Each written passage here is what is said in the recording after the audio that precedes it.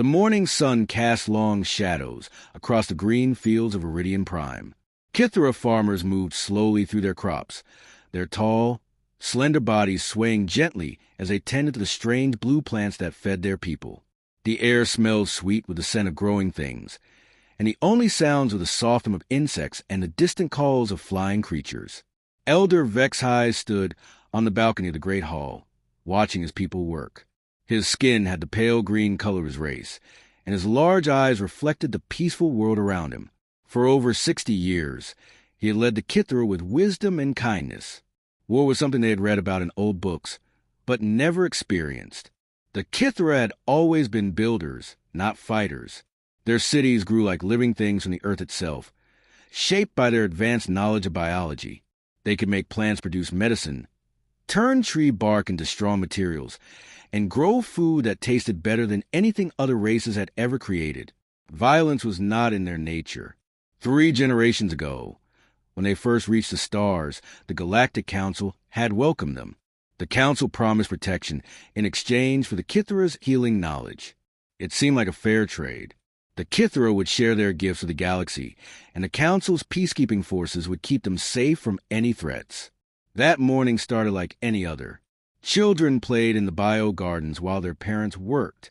The capital city of New Harmony buzzed with quiet activity as people went about their daily lives.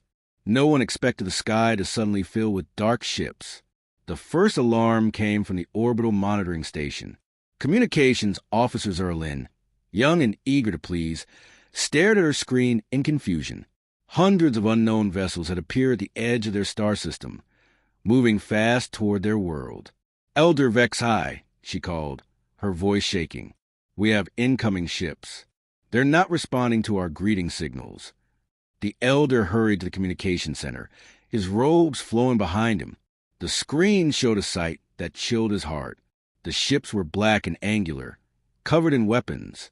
They moved in perfect formation, like a swarm of deadly insects. "Send a message to the Galactic Council," Vexhai ordered. "Request immediate assistance." Zarlin's fingers danced over controls. Within minutes, the response came back. The words appeared on the screen in code, official language that made Vexhai's blood run cold. "Council Peacekeeping Fleet, currently engaged in Sector 7 crisis. No vessels available for deployment. Recommend immediate evacuation procedures." Vexhai read the message 3 times, hoping he had misunderstood, but the meaning was clear. The Council, which had promised to protect them, was abandoning them in their hour of greatest need. The attacking ships entered orbit around Iridian Prime. They were massive, each one larger than the biggest Kithra city. Their hulls bristled with weapons that could turn the peaceful world into ash. At the lead ship's command center, Commander Thokrath studied the planet below with hungry eyes. The Zephyrians were a race built for war. Their thick, armored skin could stop most weapons, and their powerful muscles could crush the life from smaller beings. They had conquered a dozen worlds in the past century, always taking what they wanted and leaving only destruction behind. "Begin the assault," Thokrath commanded. His voice was deep and harsh, like grinding stone. "Target their communication centers first. I want them cut off from any possible help." The first bombardment lit up the sky above New Harmony. Kithra citizens looked up in terror as beams of energy struck their communication towers. The delicate biostructures that had taken years to grow were destroyed in seconds. Elder Vexhai felt his world ending around him. His people ran through the streets in panic, not knowing where to go or what to do.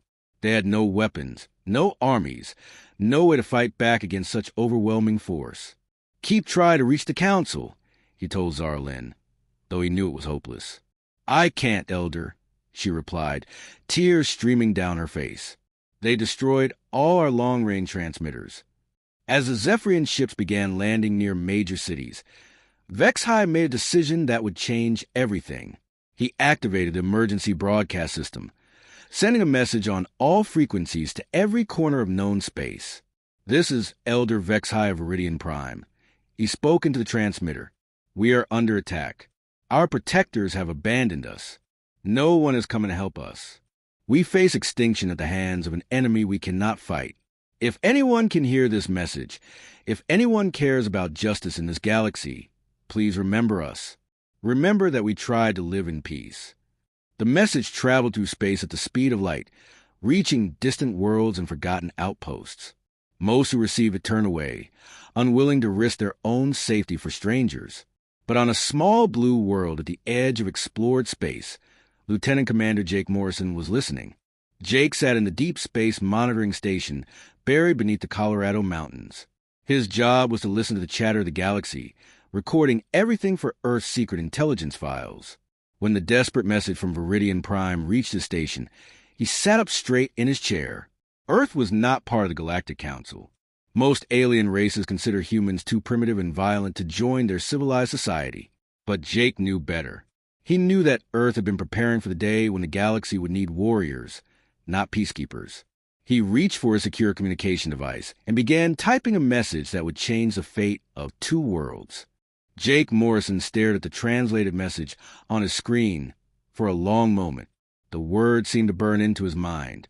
A peaceful race crying out for help while their world burned around them. He had heard many distress calls over the years, but this one was different. This one spoke of complete abandonment. He picked up a secure phone and dialed Admiral Lisa Rodriguez. It was 3 a.m, but Jake knew she would want to hear this immediately. "Admiral, we have a situation," Jake said when she answered. "I just received a distress call from outside Council space. A species called the Kithra is under attack, and the Council has refused to help them." There was silence on the other end of the line. Admiral Rodriguez was known for her quick thinking and calm decisions. She had spent 20 years preparing Earth's military for the day they might need to act in galactic affairs. "Send me everything you have," she said finally. "I'll call an emergency meeting." 2 hours later, the most powerful military leaders on Earth sat around a table in a secure bunker beneath the Pentagon. The room was small and windowless, lit only by harsh white lights. Charts and screens covered the walls, showing Earth's hidden fleet positions and alien technology analyses. Admiral Rodriguez stood at the head of the table, her gray hair pulled back in a tight bun. She had the bearing of someone who had seen combat and understood its costs. Next to her sat General Marcus Taylor, a large man with scars on his hands from his days as a Marine. Colonel Amy Zhang, the head of Earth Space Intelligence Division, sat quietly taking notes. "Ladies and gentlemen," Admiral Rodriguez began, "we have received a distress call from a world under attack. The Galactic Council has refused to intervene. We must decide whether Earth will act." General Taylor leaned forward. "We've been watching the galaxy for decades, preparing for this moment. But do we really want to reveal ourselves now? Once we act, there's no going back to hiding in the shadows." Captain Ben Hayes, commander of Earth's fastest strike ship, slammed his hand on the table. "With respect, General, what's the point of having all this technology if we don't use it to help people who need it?" Ben was younger than the others, but he had earned his rank through skill and courage. He had grown up hearing stories of the old wars on Earth, when good people stood up to evil regardless of the cost. "The Zephyrians are not just attacking one world," Colonel Zhang added, reading from her tablet. "Our intelligence shows they've been moving through that sector for months, conquering everything in their path.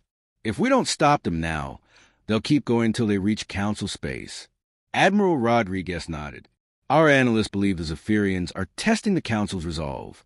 If the Council won't protect even peaceful species like the Kithra, it sends a message that they're weak." The room fell silent as everyone considered the implications. Earth had been building its military strength in secret for 50 years. They had developed technologies that even the advanced Council races didn't possess. Quantum slip drives that could cross vast distances in hours instead of weeks. Adaptive armor that could adjust to any weapon. Neural link systems that allowed perfect coordination between soldiers. But all of this had been theoretical until now. Earth had never tested their weapons against real alien technology or fought alongside other species. "What do we know about Zephyrian capabilities?" General Taylor asked. Colonel Zhang activated a holographic display showing a Zephyrian warship. The vessel was dark and intimidating, covered in weapon ports and armor plating. "They're a warrior race," she explained, "physically stronger than humans, with natural armor and aggressive instincts. Their technology is powerful but rigid. They rely on overwhelming force and standard tactics that have worked for them in the past, meaning they've never faced an opponent that fights back intelligently. Captain Hayes said with a grim smile. Admiral Rodriguez looked around the table at each person. These men and women represented the best of Earth's military minds. They had trained for this moment, hoping it would never come, but preparing as if it was inevitable. If we do this, she said slowly, we'll be declaring that Earth is ready to take its place among the galactic powers. We'll no longer be the hidden world that watches from the shadows. Are we ready for that responsibility? General Taylor was the first to speak. Admiral, I've spent my whole career preparing soldiers to protect the innocent. These Kithera need protection, and we have the power to give it to them.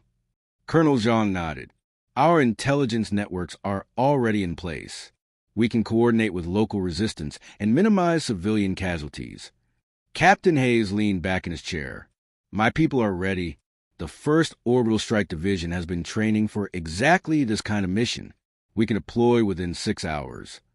The Admiral looked at her watch. Every minute they debated, more innocents died on Viridian Prime. But she also knew that this decision would change Earth forever. Very well, she said finally. Operation Falling Star is authorized. Captain Hayes, prepare your strike force.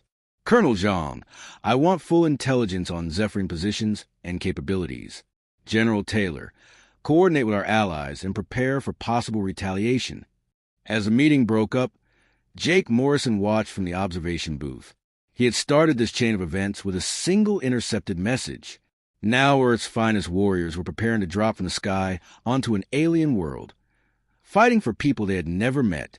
In space, the Zephyrian fleet continued its bombardment of Viridian Prime. Commander Thokras stood on his ship's bridge, confident that victory was only hours away. He had no idea that across the galaxy, humanity's war machine was waking up. Earth's response fleet began launching from hidden bases around the solar system. 5 ships, black as space itself, slipped away from Earth using routes that no alien sensors could detect. At their head flew the ESS Thunderbolt, carrying Colonel Danny Wright and Major Kate Sullivan, along with 500 of Earth's most elite soldiers.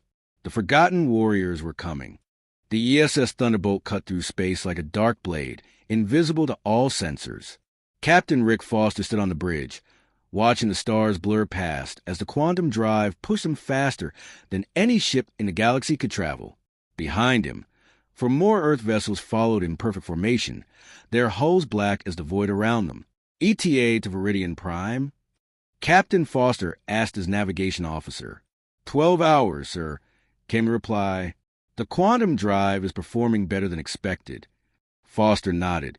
Earth scientists had worked for decades to develop this technology. While other races moved through space using conventional drives that took weeks to cross star systems, humans had learned to slip between dimensions, cutting travel time to almost nothing. In the ship's cargo bay, Colonel Danny Wright checked his equipment one final time.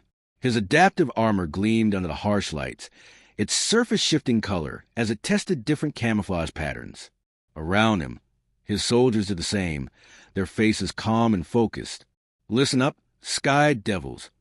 Wright called out to his troops. In 12 hours, we drop into hell. The Zephyrians think they're fighting helpless farmers. They're about to learn what happens when you threaten innocent people while Earth is watching. Major Kate Sullivan stood beside him, her Neuralink headset glowing softly as she reviewed tactical data. She was smaller than most of the soldiers around her, but her reputation for tactical brilliance had earned their complete respect. The enemy has superior numbers and technology, she said, her voice carrying clearly through the bay. But they've never faced guerrilla tactics.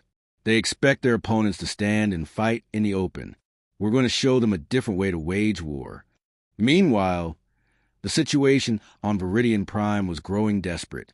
Zephyrian ground forces had landed near every major city, their massive dropships disgorging thousands of armored warriors. The Kithera had no weapons, no military training, and no way to fight back. Elder Vexhai huddled in the emergency bunker beneath New Harmony with several hundred other survivors. The sounds of destruction echoed through the thick walls as Zephyrian soldiers systematically destroyed everything above them. Elder, Young Zarlin whispered. "The outer districts have gone silent. I think they're all gone." Vexhai closed his eyes, feeling the weight of his people's deaths on his shoulders. In just one day, the Zephyrians had undone 3 generations of peaceful growth. The beautiful bio-cities his people had grown from living plants were being burned to ash. On the Zephyrian flagship, Commander Thokrath studied reports from his ground commanders with satisfaction. The conquest was proceeding exactly as planned.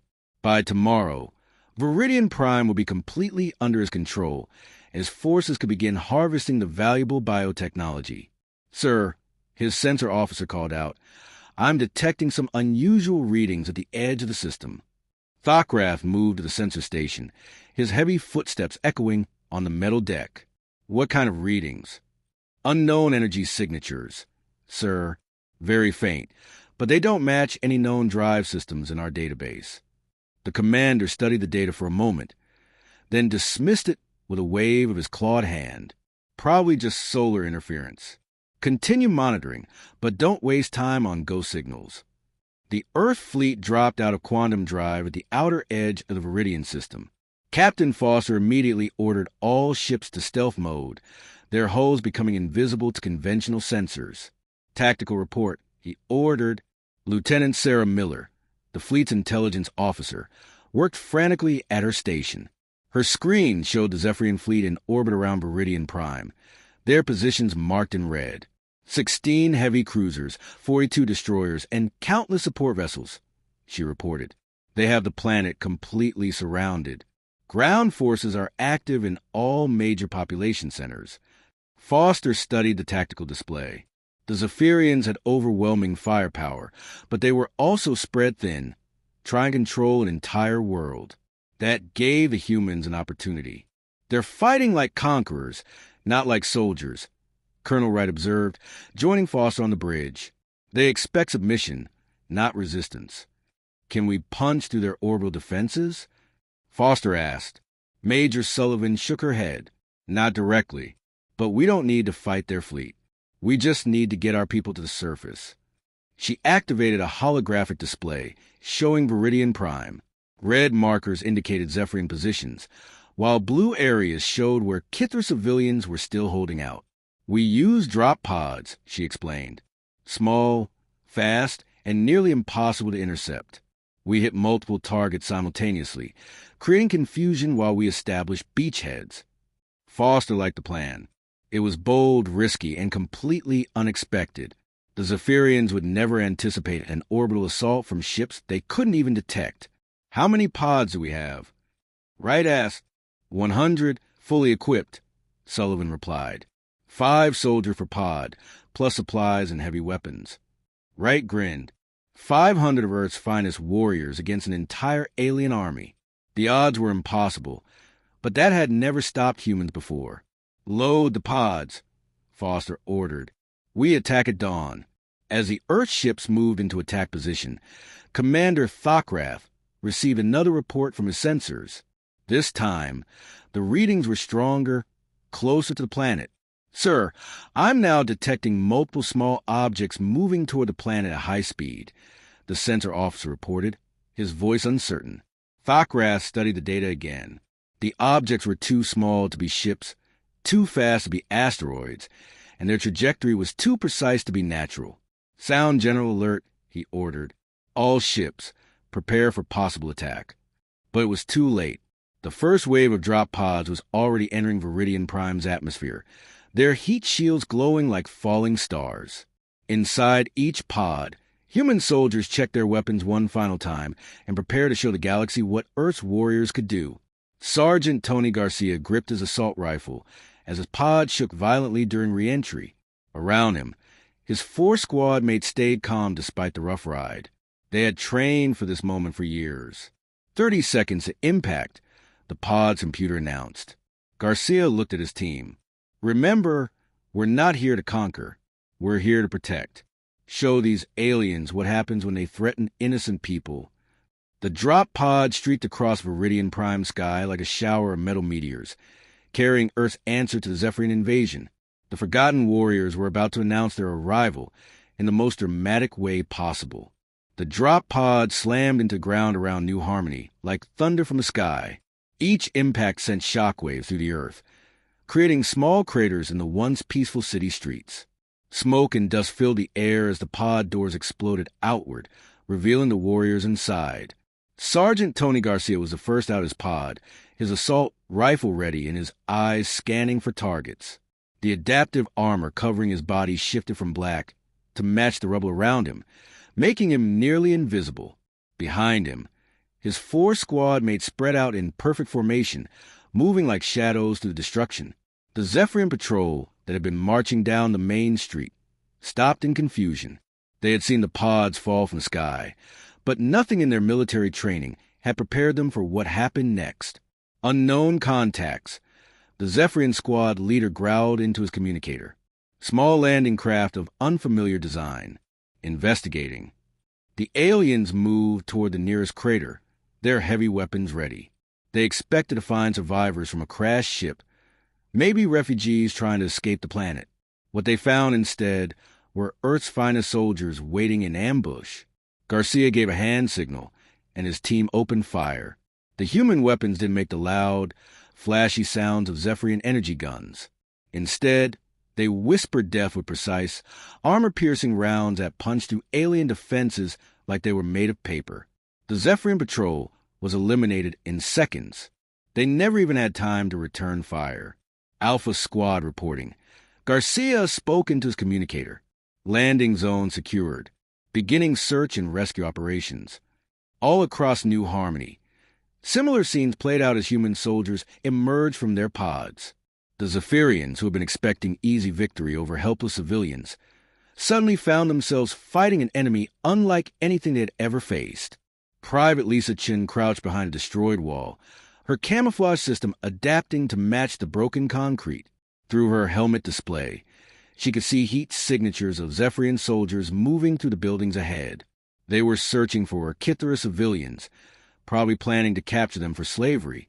Chin activated her neural link, connecting instantly with the other members of her squad. No words were needed. The system allowed them to share tactical information, coordinate movements, and execute complex plans in perfect silence.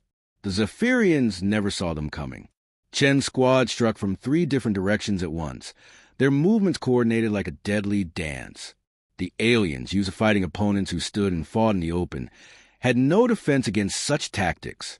In the underground bunker, Elder Vexhai felt the vibrations from the explosions above. The Kithara huddled together in fear, wondering if this was the end. Elder, Zara Lynn whispered, monitoring the communications equipment they had managed to save. I'm picking up transmissions, but they're not Zephyrian. She adjusted the controls, trying to clear the signal. Suddenly, a voice came through speaking words they had never heard before, but somehow the universal translator made sense of it. This is Major Kate Sullivan of the Earth Defense Force. Any Kithara civilians receiving this message, stay in your shelters. Help is coming. Vexhai stared at the communicator in amazement. Earth? But we've never heard of such a world. Above ground, Major Sullivan coordinated the human assault from her command post. Her neural link connected her to every soldier on the planet, giving her a perfect view of the battle as it unfolded. The humans were outnumbered 1,000 to 1, but they were winning. Bravo team, I need you to secure the spaceport, she ordered. Charlie team, there's a group of civilians trapped in Sector 7. Delta team, eliminate that Zephyrian command post. Her orders were carried out with frightening efficiency. The human soldiers moved through the city like ghosts, appearing where they were needed and disappearing before the enemy could respond. Commander Thokras stood on his flagship's bridge, staring at the reports flooding in from his ground forces.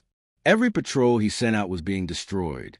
Every position his troops secured was being attacked and overrun, and he still had no idea who was responsible. Sir, his communications officer called out, we're receiving distress calls from all ground units. They report being attacked by unknown forces using unfamiliar tactics. What do you mean, unknown forces? Thokrat demanded. There are no military forces on this planet. The reports are confused, sir. Some units describe being attacked by invisible enemies. Others report weapons that seem to adapt to our defenses. The descriptions don't match any known Galactic Council technology.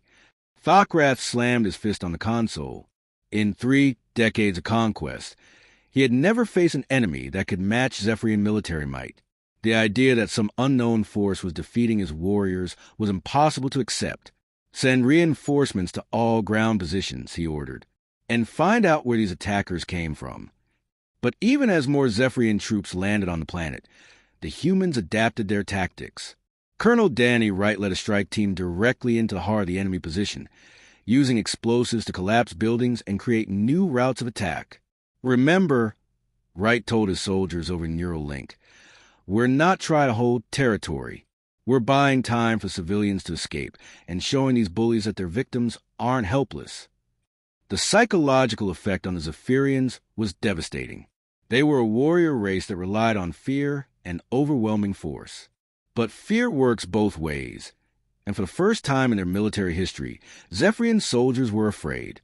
Reports began reaching Commander Thokrath of his troops, refusing orders, abandoning positions, and requesting immediate evacuation. The disciplined military machine that had conquered a dozen worlds was falling apart under pressure from an enemy they couldn't understand. In the bunker, Elder Vexhai listened to the sounds of battle growing closer. But instead of the harsh voices of Zephyrian soldiers, he heard something else. Footsteps, but lighter than alien boots. A gentle knock on the bunker door. Kithra civilians. A voice called in their language. This is Sergeant Garcia of the Earth Defense Force. We're here to help you. Zarlin looked at her elder with wide eyes. Should we open the door? Vexhai thought for a moment. They had no choice but to trust these mysterious warriors who had fallen from the sky to help them. The door opened to reveal a human soldier, his face kind but his eyes hard with determination. Behind him, more soldiers kept watch, their weapons ready to defend the innocent. We're getting you out of here, Garcia said simply. Earth doesn't abandon its friends. As the Kithra civilians were led to safety, word spread throughout the galaxy that something unprecedented was happening on Viridian Prime. An unknown force had challenged the Zephyrian military and was winning. The warriors from the small blue world had announced their arrival. Staff Sergeant Mike Davis crouched in the shadows of a destroyed building, watching the Zephyrian supply convoy roll down the street below. 6 heavy vehicles carried weapons, ammunition, and equipment to the alien forces scattered throughout the city. The convoy was heavily guarded, with armed soldiers walking alongside each truck. Davis activated his neural link and connected with his demolition team. 3 other soldiers were hidden at different points along the route, each carrying experimental EMP devices that Earth scientists had designed specifically for this mission. Remember, Davis whispered into his communicator, we disable, not destroy. Our job is to stop them from fighting, not to become killers like them. The EMP weapons were one of Earth's most closely guarded secrets. Unlike the energy weapons that most galactic races used, these devices shut down electronic systems without causing permanent damage. A Zephyrian hit by an EMP blast would be knocked unconscious, but would wake up unharmed. Davis waited until the convoy reached the center of the street, then gave the signal. 4 EMP devices activated simultaneously, sending invisible waves of energy through the air. The Zephyrian vehicles stopped instantly, their engines dead and their weapons powerless. The alien soldiers collapsed where they stood, their armor's power systems overloaded. Supply line neutralized, Davis reported. Enemy forces will be without resupply for at least 6 hours. This was happening all across Viridian Prime. Human soldiers struck at Zephyrian supply lines, communication centers, and staging areas with surgical precision. They didn't try to fight the entire alien army at once. Instead, they attacked the systems that kept that army functioning. Commander Thokrath grew more frustrated with each passing hour. His forces controlled most of the planet, but they couldn't maintain their positions. Every time he sent reinforcements to one area, the mysterious attackers would strike somewhere else. His communications were being jammed, his supplies were being intercepted, and his soldiers were reporting impossible encounters. Sir, his tactical officer said nervously, the enemy seems to know our every move before we make it. They attack our supply convoys before we even send them. They jam our communications just as we're about to use them. It's like they can read our minds. Thokrath didn't know that Lieutenant Commander Jake Morrison was sitting in orbit aboard the ESS Thunderbolt, listening to every Zephyrian transmission. Earth's technology could break alien encryption codes in minutes, giving the humans perfect intelligence about enemy plans. Orbital Fleet Command to all ground units. Thokrath announced over the radio, I am calling down heavy bombardment on all major population centers. If we cannot capture this world intact, we will destroy it. But Captain Rick Foster had been waiting for exactly this moment. The ESS Thunderbolt and her sister ships had remained hidden in the asteroid belt, watching and waiting. As soon as the Zephyrian fleet began moving toward bombardment positions, the Earth ship struck. All vessels, engage the enemy, Foster commanded. Show them what happens when they threaten innocent civilians.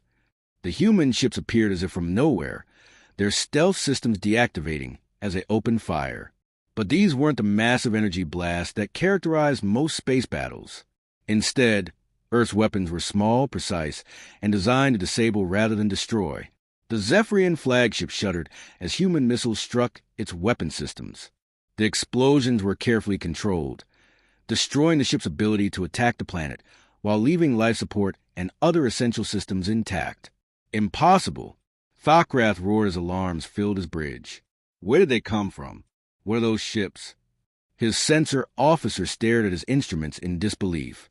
Sir, the enemy vessels don't match any design in our database. Their energy signatures are completely unknown, and their weapons, they're targeting our systems with impossible accuracy. On the planet's surface, Major Kate Sullivan smiled as she watched the space battle through her tactical display.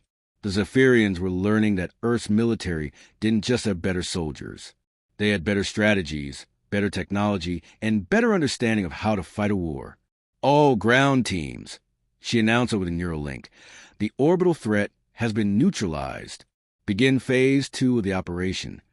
Phase 2 was something the Zephyrians had never seen before. Instead of trying to hold territory or defeat the entire enemy army, the humans began a systematic campaign to capture Zephyrian equipment and vehicles. They would strike a position, disable the defenders with EMP weapons, then steal everything useful before disappearing again. Corporal Amy Rodriguez led a team that captured an entire Zephyrian command post in less than 10 minutes.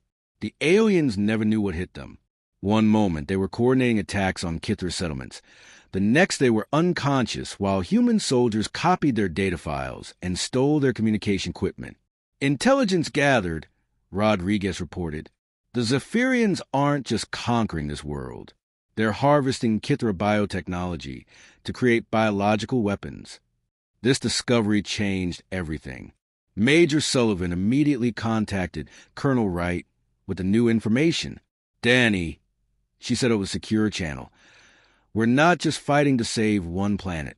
If the Zephyrians succeed here, they'll have weapons that could threaten the entire galaxy. Wright understood immediately. The Kithra's advanced biotechnology in the wrong hands could create plagues, toxins, and biological weapons that would make conventional military force obsolete. The Zephyrians weren't just conquering Viridian Prime. They were stealing the tools to conquer everything else. Change of mission, Wright announced to all human forces. We're not just protecting civilians anymore. We're stopping a galactic threat. As if summoned by Wright's words, Elder Vexhai emerged from his bunker under protection of Sergeant Garcia's squad. The elderly Kithra looked around at the destruction of his city with tears in his large eyes. Your people fight for us, he said to Garcia through the universal translator. But we do not even know who you are. Garcia removed his helmet, revealing a young human face marked by determination and compassion. We're from a world called Earth, Elder, and we fight because it's the right thing to do. Vexhai studied the human soldier with amazement. Your species, you are warriors. But you use your strength to protect, not to conquer. That's what makes us different, Garcia replied. We learned long ago that true strength comes from protecting those who cannot protect themselves. A young Kithra named Daenerys stepped forward, her translator device glowing as she spoke. Elder, I have been monitoring the human communications. They refuse payment. They refuse territory. They refuse everything except the chance to help us. I have never heard of such a thing. Vexhai looked at the destruction around them, then at the human soldiers who had risked everything to save his people. Perhaps, he said slowly, the galaxy has been waiting for warriors like these. The emergency alarm echoed through the ESS Thunderbolt as Captain Rick Foster studied the tactical display with growing concern. New contacts were appearing at the edge of the star system, moving fast toward Meridian Prime. Sensors report 12 Zephyrian heavy cruisers and support vessels approaching, Lieutenant Sarah Miller announced from her station. They'll reach orbit in 4 hours. Foster knew this moment would come. The Zephyrians wouldn't give up easily, especially now that they faced an unknown enemy. Commander Thokrath had called for reinforcements, and his superiors had responded with overwhelming force. Signal Colonel Wright. Foster ordered, "Tell him we're about to have company." On the planet's surface, Colonel Danny Wright received a message while coordinating the defense of a Kithra medical facility. His soldiers had been fighting for 18 hours straight, but their morale remained high. They were winning, but Wright knew that was about to change. "Major Sullivan," he called over the Neuralink. "We need to talk." Kate Sullivan arrived at Wright's command post within minutes, her armor dusty from the latest battle.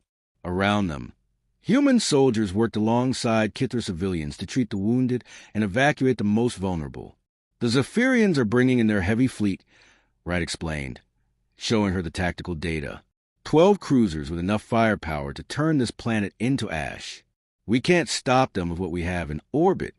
Sullivan studied the numbers, her tactical mind racing through possibilities. "Our ships are faster and more maneuverable, but they're outnumbered 3-1.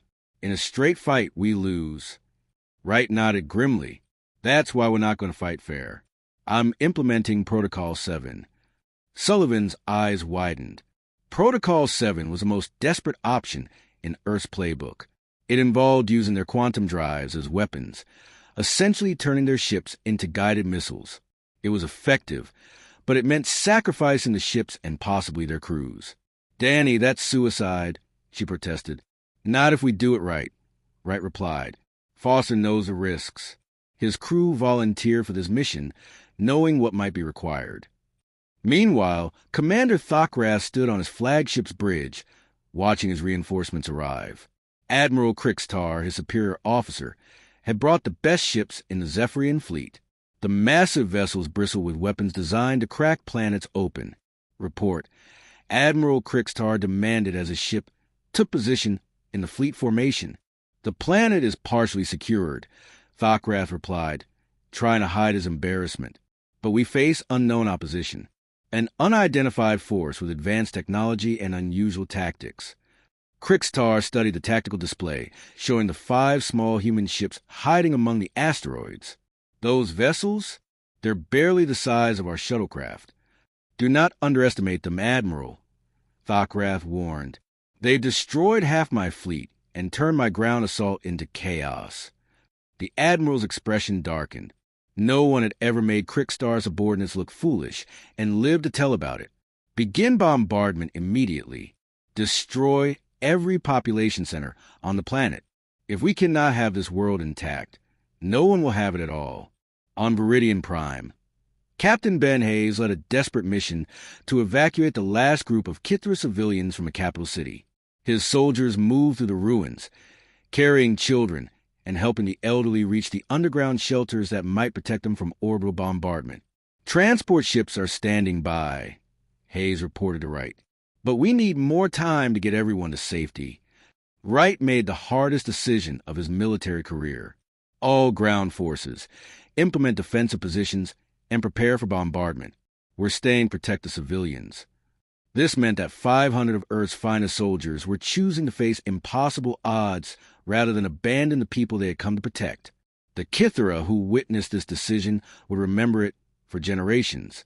Elder Vexhai approached Wright personally, his ancient face filled with emotion. Daenerys translated his words as he spoke. "He says that no one in galactic history has ever made such a sacrifice for strangers," she explained. "He wants to know why humans would choose to die for people they barely know." Wright looked at the Kithra elder, then at his soldiers preparing their final defensive positions. "Because that's what good people do," he said simply. "They stand between evil and innocence, no matter the cost. In space, Captain Foster received Wright's final orders and felt his heart grow heavy.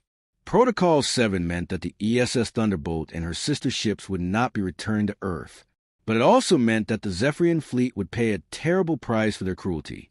All ships, prepare for final assault, Foster announced to his fleet. Target the enemy command vessel. We're going to cut the head off the snake. The human ships broke from their hiding places among the asteroids, accelerating toward the massive Zephyrian fleet. Their quantum drives began to overload, building up energy that would turn each vessel into a devastating weapon. Admiral Krixtar watched the small human ships approach with amusement. They're attempting a suicide run. Destroy them before they reach us. But the Zephyrian weapons couldn't lock onto targets moving at quantum speeds. The human ships twisted and weaved through space, dodging energy blasts that could have vaporized mountains. Young Ensign Peter Collins, the youngest officer aboard the Thunderbolt, managed to break into the Zephyrian communication network during the attack. "Captain," he called out excitedly, "I'm in their systems. I can see their tactical data." Foster smiled grimly as the enemy flagship grew larger on his view screen. "Send everything to Colonel Wright. Let our people on the ground know exactly where to hit them." The intelligence reached Wright just as the Zephyrian ground assault began.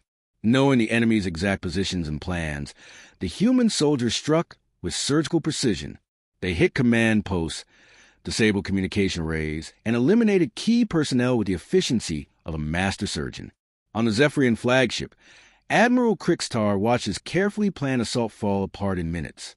His ground commanders reported that their positions were being attacked by an enemy that seemed to know their every move. "How are they predicting our tactics?" he demanded. Before anyone could answer, the ESS Thunderbolt slammed into the flagship's primary weapon array, her overloaded quantum drive exploding with the force of a small star. The massive Zephyrian vessel shuddered and began to list, its main guns offline and its command systems damaged. 3 more human ships followed, each one targeting a crucial weakness in the enemy fleet. Captain Foster's sacrifice had worked. The Zephyrian reinforcements were crippled, unable to carry out their planned bombardment, but the cost was terrible. 4 of Earth's 5 ships were gone, along with most of their crews. Only the ESS Lightning remained, damaged but still fighting under the command of Lieutenant Commander Helen Park. On the planet below, Wright received the news of Foster's sacrifice with quiet determination. The space battle was won, but the ground war continued. The Zephyrians still had thousands of soldiers on Viridian Prime, and now they were angry. Commander Thokras stood in the ruins of what had once been a beautiful Kithra Park, his massive frame shaking with rage. Around him, the remnants of his ground forces prepared for one final assault. His fleet was crippled, his supply lines were cut, and his reputation was in ruins. But he still had one card left to play. "Activate the planet killer," he ordered a surviving technical officer. The device had been hidden aboard his flagship since the beginning of the invasion. It was meant to be used only if the Zephyrians couldn't claim Viridian Prime intact. The weapon would crack the planet's core, destroying the world and everyone on it within hours.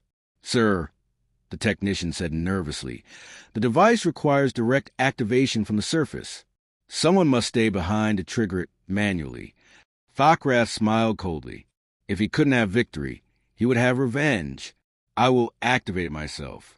Begin the evacuation of all Zephyrian forces." 3 miles away, Colonel Danny Wright felt the ground tremble beneath his feet as the planet killer's energy began building deep underground. His sensors detected the massive power buildup, and he immediately understood what was happening. "They're going to destroy the planet," he told Major Kate Sullivan over the neural link. "We have maybe 2 hours before this world becomes space dust." Sullivan's tactical mind raced through possibilities. The device must be somewhere in the capital. If we can find it and shut it down, that means going through every remaining Zephyrian soldier on this planet, Wright replied. "And we're down to less than 200 effective fighters."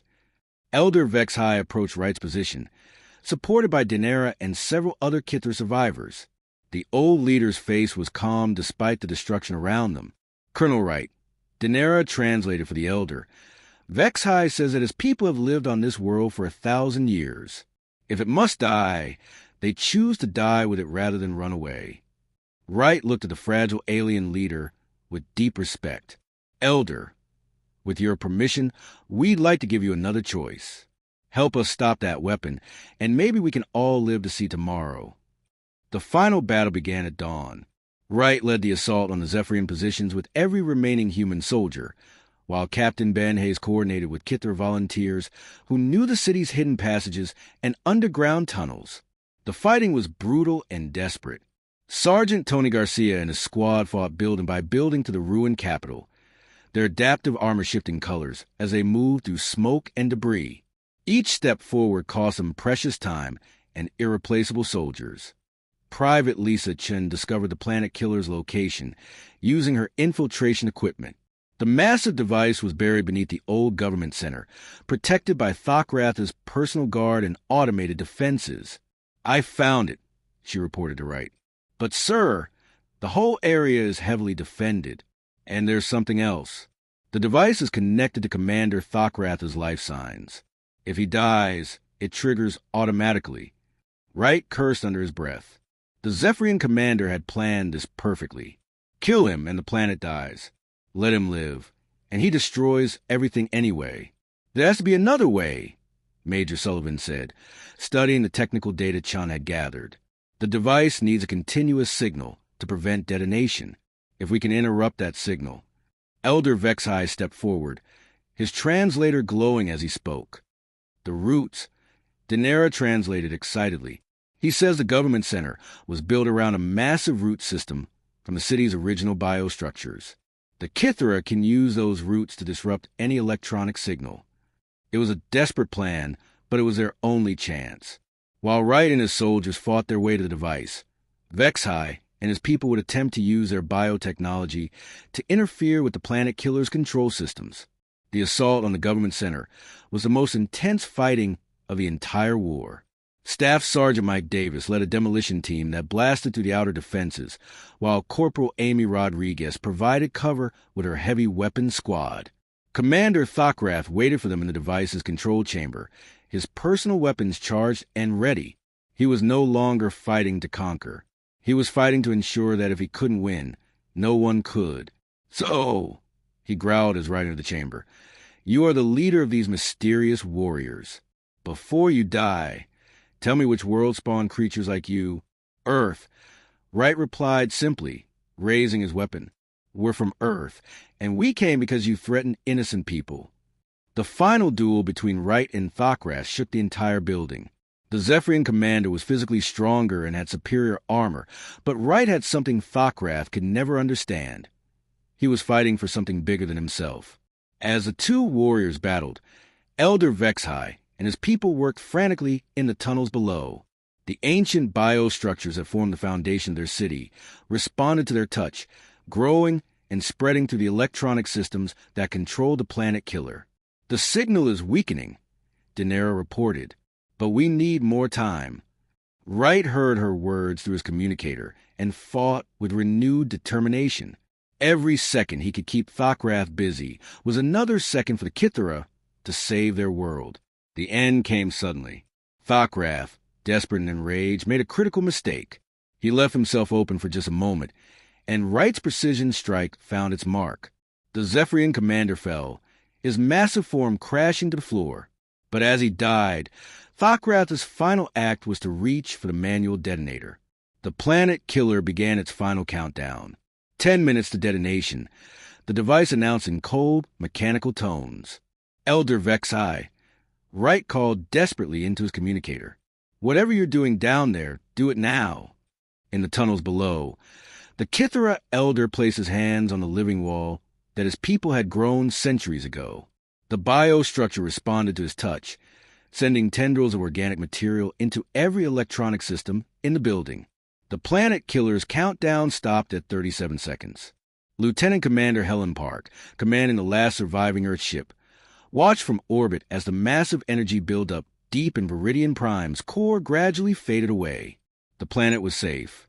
All Earth forces, she announced over the communication system, the weapon has been neutralized. The planet is secure. The remaining Zephyrian forces, leaderless and demoralized, surrender without further resistance. The invasion was over. In the weeks that followed, word of Earth's intervention spread throughout the galaxy. The Galactic Council sent envoys to Viridian Prime, amazed to discover that an unknown species had achieved what their peacekeeping forces could not. Elder Vexhai spoke for his people when he addressed the council representatives. These humans came when no one else would. They fought not for conquest or profit, but because they believed it was right. The galaxy has found its protectors. Colonel Wright declined all offers of territory, resources, or political power. "We didn't come here to rule," he told the council envoys. "We came to help. That's what humans do.